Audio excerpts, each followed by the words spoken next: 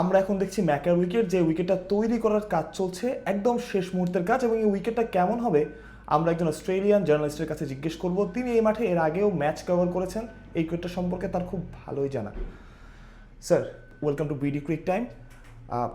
What do you think? How will be the wicket behave here?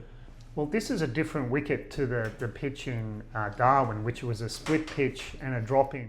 এই wicket ডারউইনের চেয়ে ভিন্ন। ডারউইনের drop in pitch ছিল, এটা নর্মাল উইকেট, ড্রপ ইন নয়। Curator ২০ বছর গ্যাবায় কাজ করেছেন।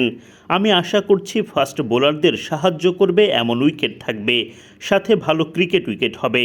বাংলাদেশ প্রথম টেস্টে দেখিয়ে দিয়েছে তারা অস্ট্রেলিয়ান পেস আক্রমণকে সামলানোর সামর্থ্য রাখে।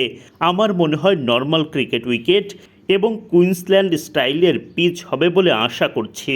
Cricket wicket and more like a Queensland style of a pitch.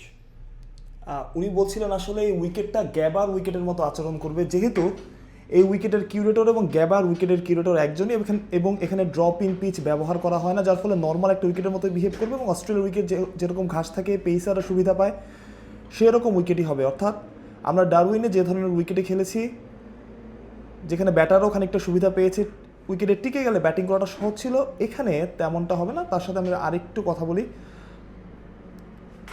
Sir, what about the inclusion of the new cricketer Renshaw? Well, Matt Renshaw is obviously a Queenslander.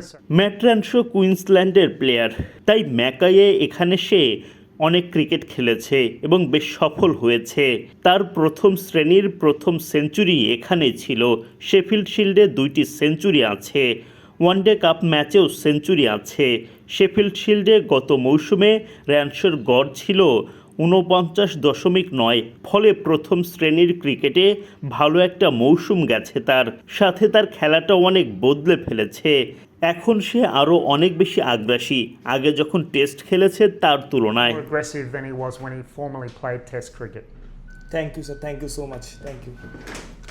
উনি আমাদের বললেন যে নতুন যে ক্রিকেটারে ইনক্লুশন হচ্ছে রানশো, তার এখানে 300 রান আছে এবং প্রায় 50-এর কাছাকাছি তার গড়, যেটা আসলে বাংলাদেশকে ভোগাতে পারে। এবং এই সব কিছু বিবেচনা করেই আসলে অস্ট্রেলিয়া তাকে ইনক্লুড করেছে এই টেস্টে। প্রত্যয়, BD Crick time, Mackay, Australia.